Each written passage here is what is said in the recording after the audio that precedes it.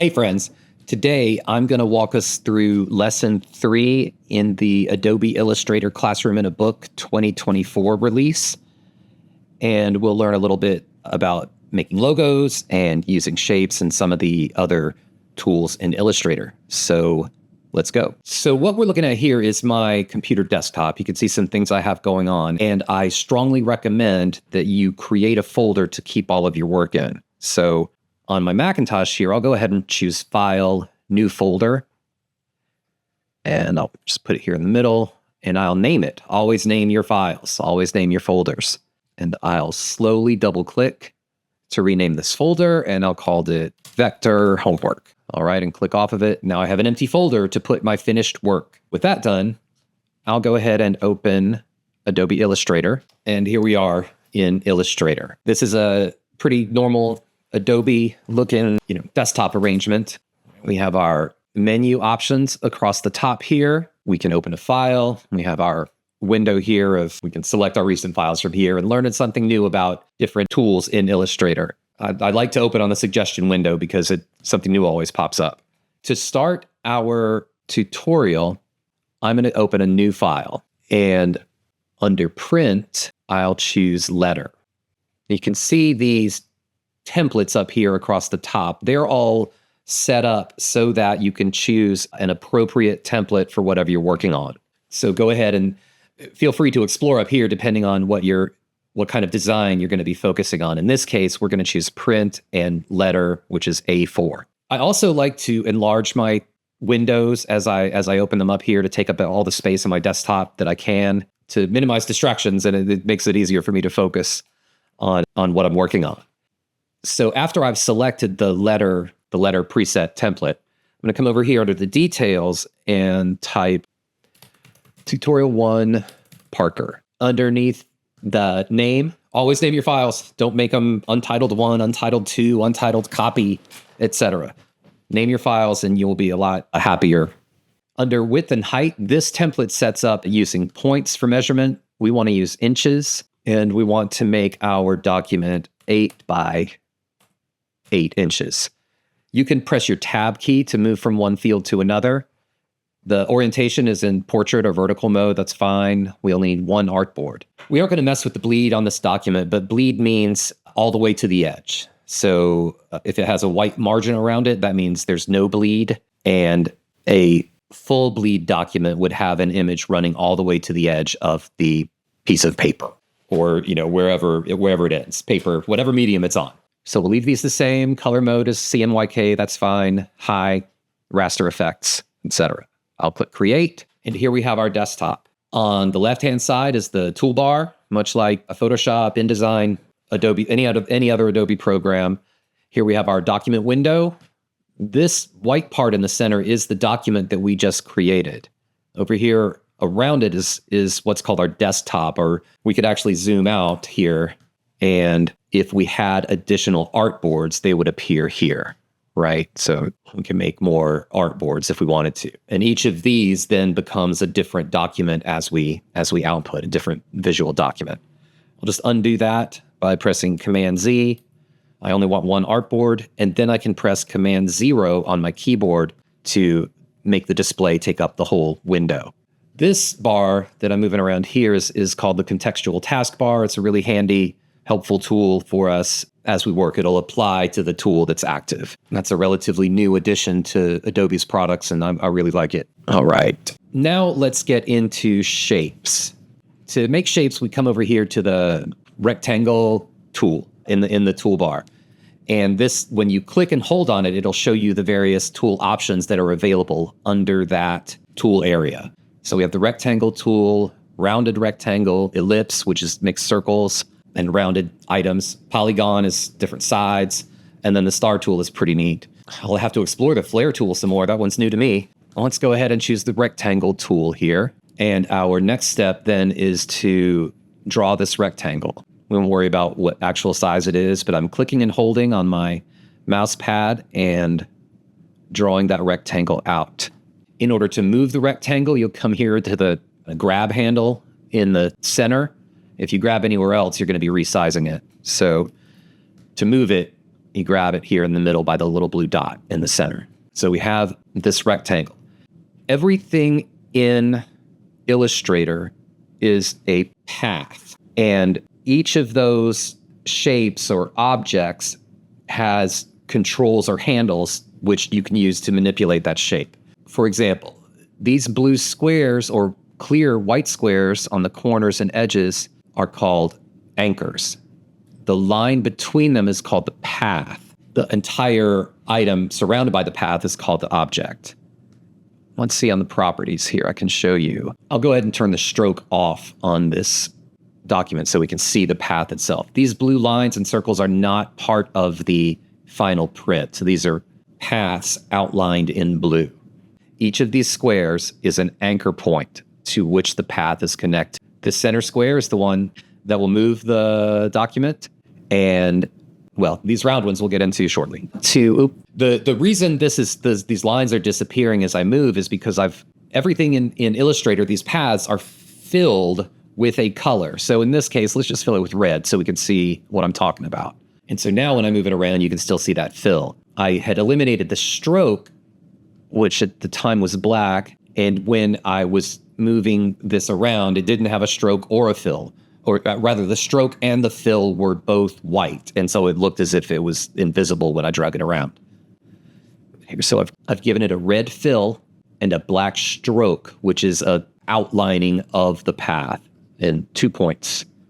The opacity, right, how much it's visible or invisible, is 100% or 0%. Now, what we're going to do is use this rectangle as the bear's body. We're going to make a bear out of this rectangle. So what we want it to do is be about this shape and size for the bear's body. If we wanted this to be larger or smaller, we would click the selection tool, and then we can drag this rectangle into any shape that we like. The chain over here on the right-hand side will make the proportions remain the same, right? Here we have, this is always going to be the same width to height ratio because of this chain here. If I undo that, I can make any shape I want.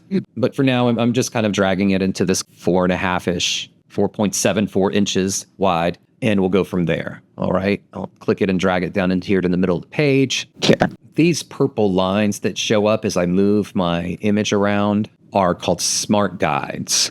And what they'll do is kind of tell you where you're at on the page and snap to that area, if that's how you have it set. So if you don't see these they help us to line things up. And if you don't see those, click on View and Smart Guides. That little check mark means they're on. I can turn them off or on. See, now they're on. Okay, so we decided this is going to be the bear's body. We'll use another rectangle for the bear's head. Kind of draw it like this. And I've made it vertical. So what I actually want is for it to be horizontal. I could resize it, to get the shape that I want. But I'm going to leave it this way so that I can show you over here where the cursor turns into this curvy arrow. You can then click and rotate this around. And then under transform, we can rotate by, if we click on the transform item and then the 3 little dots here, we can make that rotation go by, harder numbers. And so now I have it the way that I want it to be. Let's just drag it out a little more for aesthetic's sake. So we'll click on this and drag it down here and drop it on top of my bear body shape. Now I'll change the colors. So on both of these items, I'll click on the selection tool again and select both of them. And I'll click on the fill color and choose a bear color. Maybe this color. That looks more like a bear color to me. All right, so it's this brown. Whichever color you choose is fine. And I'll take the stroke, and I could set the stroke to 0. That's one way to do it. And, it gets the little X through it and marks it off. Or I can click on that stroke thumbnail itself and just turn it off here with the swatch. Either way, you can see we now have no strokes, and this appears to be a single shape. And now, again, with my selection tool selected, we see these circles. And what these circles are is they round the shapes. So as I drag them in, you can see how that sharp cornered rectangle turns into, well, in this case, a corner with a radius of 0.3 inches. And we can make that however we want. I'll just do a half, 0.5. And you can see they're all proportional, right? It works with all 4 corners. I'll do the same thing to the bear's face. maybe just a 1/4 inch on the face. We can also round individual corners. If I click on this circle with the dot in it and move away, you can see that it lost its little dot in the middle. And when I hover on it, it shows me a highlight of only, whoops, up there in the right-hand corner, you see it's only that one corner that's highlighted. And what I'm going to do now is click and drag this to drag that corner out. And so now what we have is a sharp corner here on that one area where the rest have all conformed to the radius change that I did earlier. So again, you can change all of them at once. When it turns red like this, that means it's gone as far as it can with the existing size of the shape. And you can see too that it's changing them, but it's also reflecting the individual change. Now it's changing them all together again. If I wanted to change just one, I click on it, move away and come back, and I can change it that individual. We'll leave it there. Great. And now we'll create the bear's eye with the ellipse shape. Here's the ellipse tool. This will make you ovals and perfect circles. And I have that selected. I can draw it out and make it any shape I want, or I can hold down the Shift key to make a perfect circle. So I'll make that there. Let's zoom in a little bit. I'll press the V key. That's the keyboard shortcut to go back to the selection tool. And I'm going to take this and choose the default black stroke and white fill. But what we actually want for the bear is the opposite. So I'm going to flip them by clicking on this. Well, the flip, what does it say? Swap. Flip, fill, and stroke. And so I've now flipped it, and the center is black while the stroke is white. You can see that reflected over here under the properties panel too.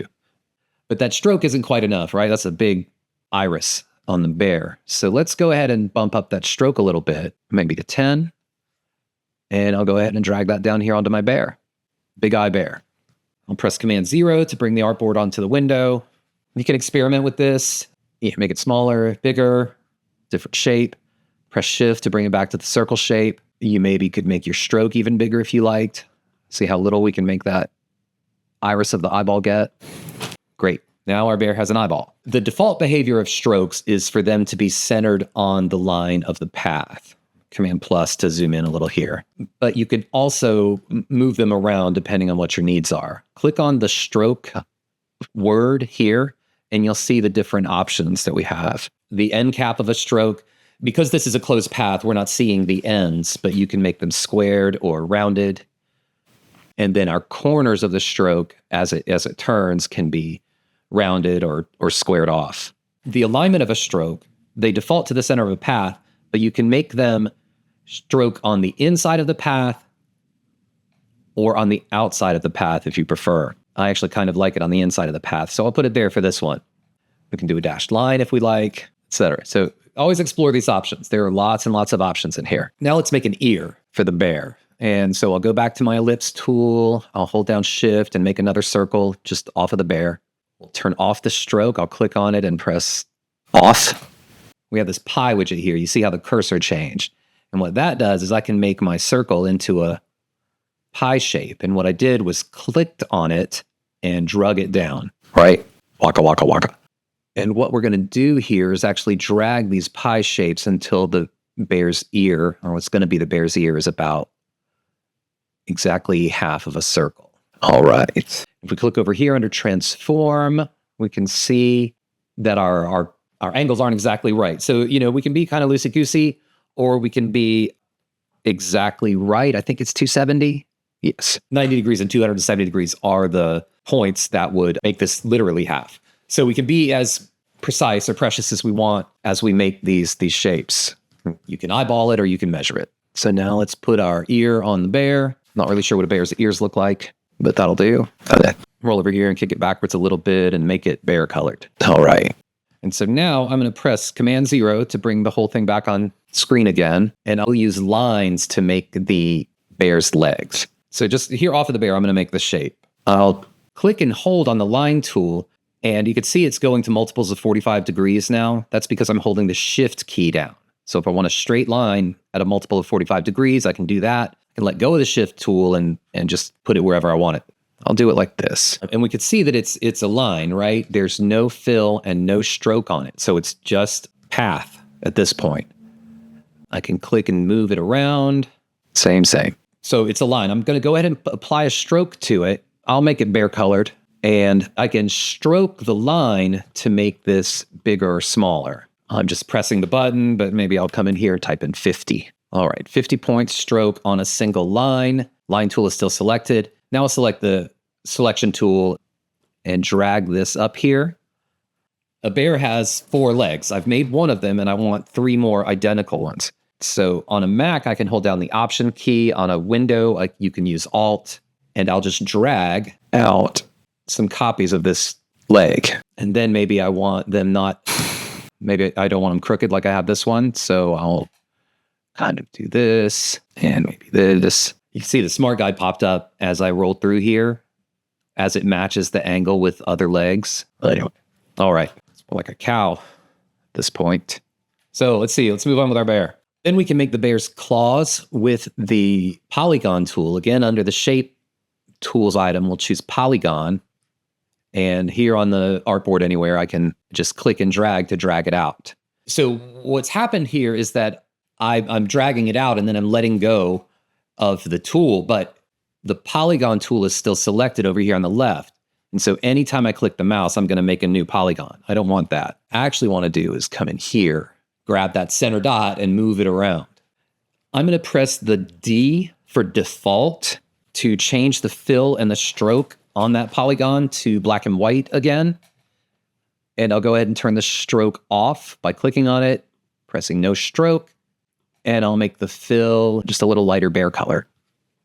And so now it's a polygon 1, 2, 3, 4, 5, 6 sides. But down here toward the bottom, I can see this little diamond, right? And as I click and drag it back and forth, I'm changing the number of sides my polygon has. 4, 3. And to make our claw, we want to have a 3-sided polygon. That looks pretty nice. I can just make it smaller, much smaller, and click and drag it down here onto the bear's little toes. I'll press Command plus to zoom in a little more and align it, shrink it a little more, grab that blue dot in the middle, take it down here. All right. And now I'll press Option for number 2 and number 3, 4, 5, 6. Oh, so I had Option pressed, but I didn't have the right thing grabbed. There we go. Command Z to undo. Very helpful. I'm over the blue circle in the center. You can see my cursor changed. Option there. 1, 2, 3, and 1, 2. I'm just holding my Option key down. Whoops, I moved my mouse. And Option, click and hold, 3. We come in and line them all up. I'll press the V key to make sure that I'm using my move tool. Oops. And not, accidentally creating new shapes, right? And so I'm just moving around and clicking on each item to line them all up. Now I've selected all 3 of these items here. And the way I did that was just kind of drug my mouse over them. Oops, I don't want the leg though. I only want this one. I'll press Shift and click this one to get 2, and then Shift and click the 3rd one. Over here under alignment, I can click on one of these and align these items differently. We can align their tops or their middles or their bottoms. And that's actually what I'm going to do here. So I don't have to individually reset every one. So I'm taking one of my claws and putting it there and clicking and dragging another one there and then another one here. We can see that the bottoms are aligned. Right. 1, 2, 3. And the first set looks pretty good. All right. Command 0, see the whole thing on screen. Let's go ahead and save this, okay? I'll press File, Save. It'll ask me, do you want to save it to the cloud or on your computer? I'll press Don't Show Again, and I will click Save on your computer. On my desktop, oh look, here's my vector homework folder so I can stay organized. I'll save tutorial1-parker.ai, Adobe Illustrator format. What that means is that it'll stay uncompressed so that we can continue to work on all parts of this image. And I'll press Save. All that's great. Okay. Our next shape is going to be the bear's tail, and we'll use the star shape, which is again under the Shape Tools right here, Star. Come and click and drag in the document to make my star turn out. And one of the things we can do here is click on this little circle with the arrows in it, and this will change the number of points on the star. Here I can make the star points shallower or longer. And if I hold down the Command key, it maintains that relationship between the star points and the center circle. We'll just make this a little smaller. Whoops, I'm not doing it proportionally, right? I have to hold the shift key down to maintain the proportion. I'll press V again for my selection tool, grab that center doodad, and put the tail on the bear. Everything here is arranged in layers, and the last thing that we put down is sort of on top of the proverbial stack of items. So for example, these claws are on top of these legs, are on top of this body. This tail is on top of this body. So we want to send this to the back. With the star still highlighted, the tail, I'm going to choose Arrange and Send to Back, which will make it go behind the bear. I'll go ahead and give it a different color to match the rest of him. Close enough. All right, now let's give our bear a nose. And in order to do that, we want it here on his face. What we want to do then is draw inside of that shape. And we can do that here in the toolbar at the bottom with the drawing modes. And I'm going to choose Draw Inside. Well, now we can see the little highlights here on the bear. To make his nose, I'll choose the ellipse tool again. I'll make a little circle inside of his face. For nose, let's choose black. Make it a little bigger so we can see what we're doing. And now I'll drag it over here into place. And you could see what's happening is that because I'm drawing inside of this shape, the upper and right sides of that circle are cut off. Big old bear nose, and click to deselect. Looks great. Let's give him a mouth. So just do the line tool for that and make him look like he's smiling a little bit. I'll stroke that line again with black and make it a little 2, 3, 4. Choose my selection tool and click off. Looking great. But before we move on, let's make sure to click Draw Normally again here on the bottom side, or else we'll end up with trouble. All right, let's make the bear's belly. First, I'll choose the rectangle tool again and drag it out here. We have a nice fill of bear belly color and no stroke. And now under Transform, I'm going to click these 3 dots. And each of these items here is determining the shape of that corner. I'm going to unlink all of these values so that I can change the bottom corner radius and the bottom right corner radius. We can do them independently because I have this unchecked. Up on the top, we're going to change the corner type to what's called chamfer.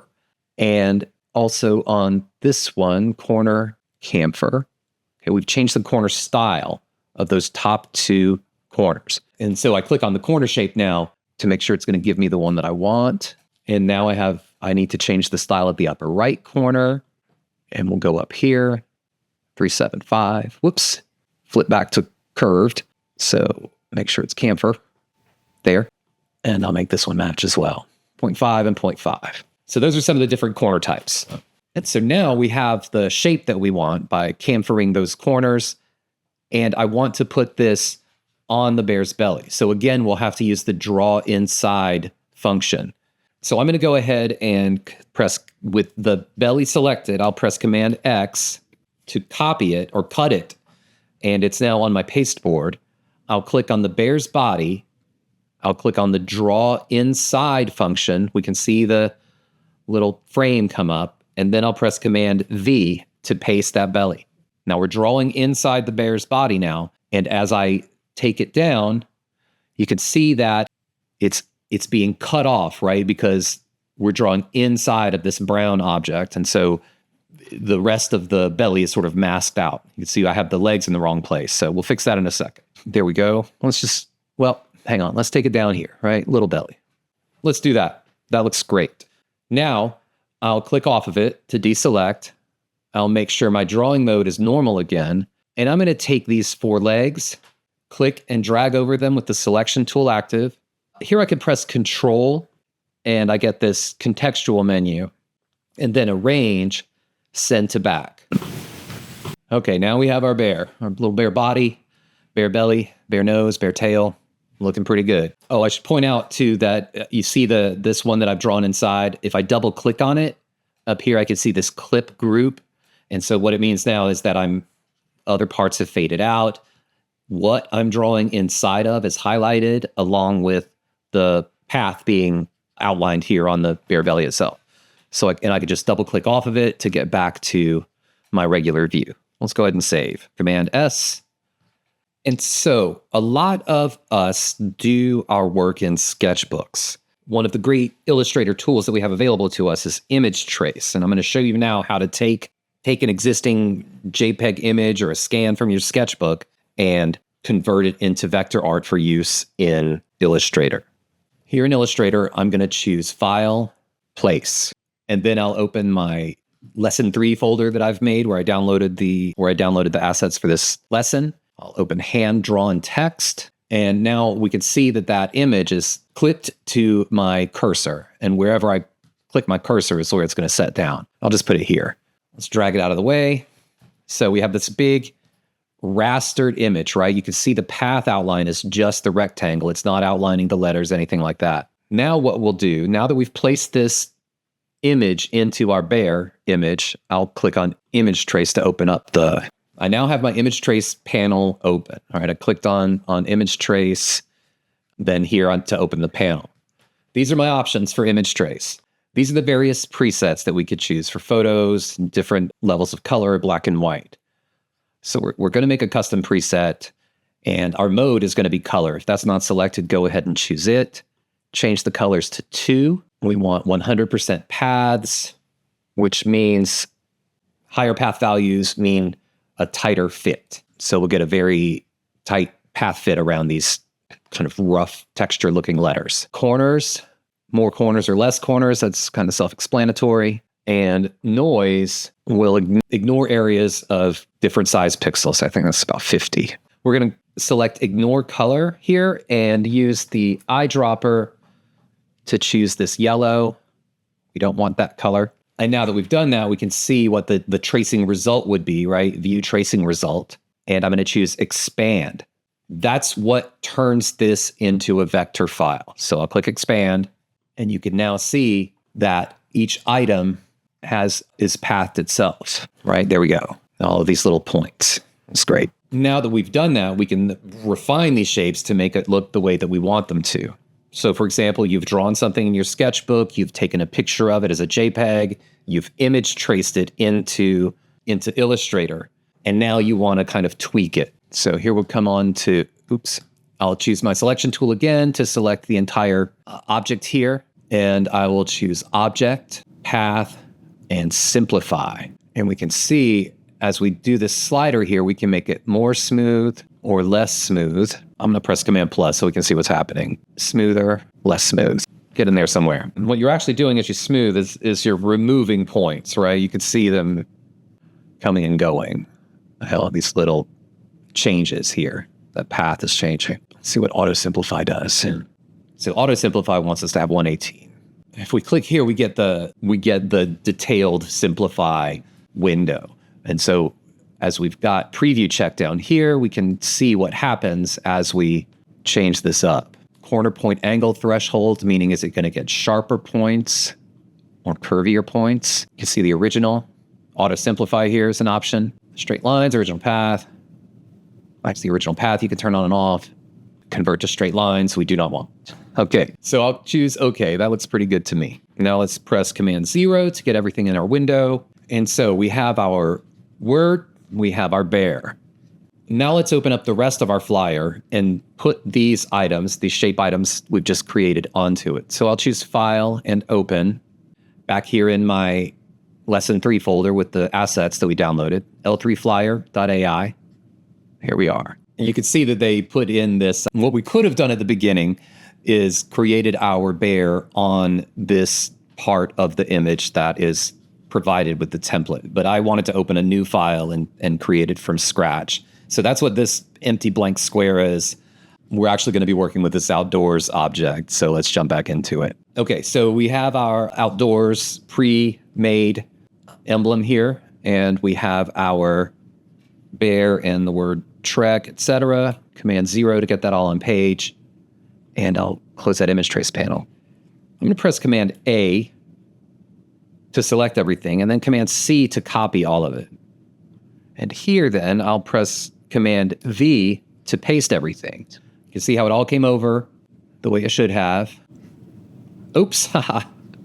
So before we get into that, right now, it would be easy for me to kind of pick any part of this bear and just start taking him apart. And I don't want to do that. Let's go ahead and select everything, the bear, not Trek, right? I've got all the parts of the bear's tail and belly and legs and claws and all of that, okay?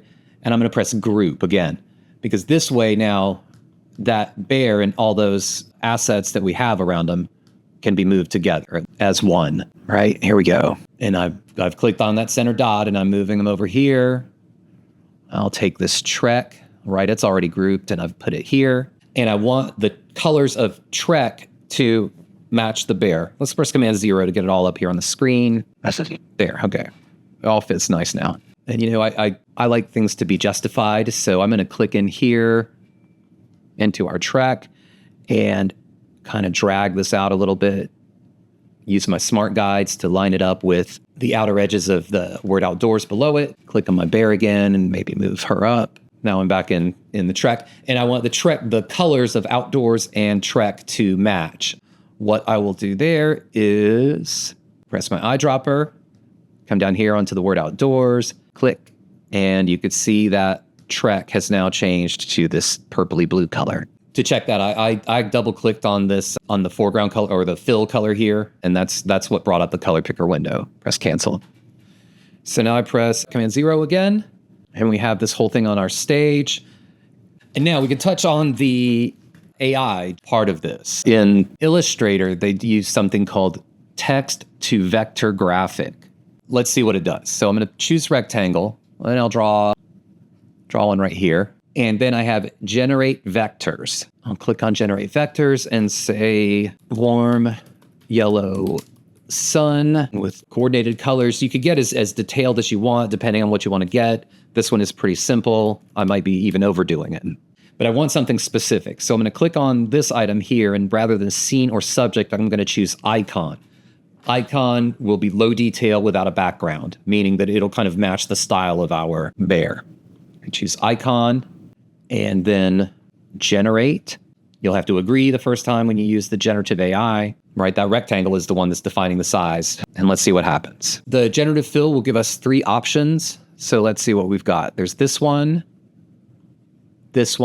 or this one. I don't really like any of those. I'll go back to the first one though. And let's take, so you see my generative object prompt has opened up here on the side as I have it selected. I'm going to change it just to warm yellow sun. And let's see what happens now. What other kind of options we get, right? It generated these first 3. I changed my prompt and now I'm looking at something else. Gonna get something new. Still working. Okay, let's see. Well, y'all, I don't like any of these, right? So take it for what it's worth. Generative fill may or may not give you what you actually want. So you could see that the generative item has grouped everything together. I'm going to ungroup this. I would tell you by default, never ever to just take what generative anything gives you. You might use it as a starting point, but from there, you really should be working on making it yours, which, means whatever you want it to mean. Generative fill is a tool. It is not a solution. So I've selected all of the beams. I didn't like the color it gave me. So let's go ahead and do this. Right. That's good. And, the sun kind of has that dark stroke on it too. So I'll go ahead and do that for these and maybe 2 points instead. And let's see what we get. How do I like that? There we go. Yeah. It's funny. You can see the weirdness of the generative AI here. Right? When we see at the bottom of the sun, it's only done this one line. Weird, right? Command +++, see what I'm doing. Delete that path. I'm going to do this one and choose Command C and Command V. There.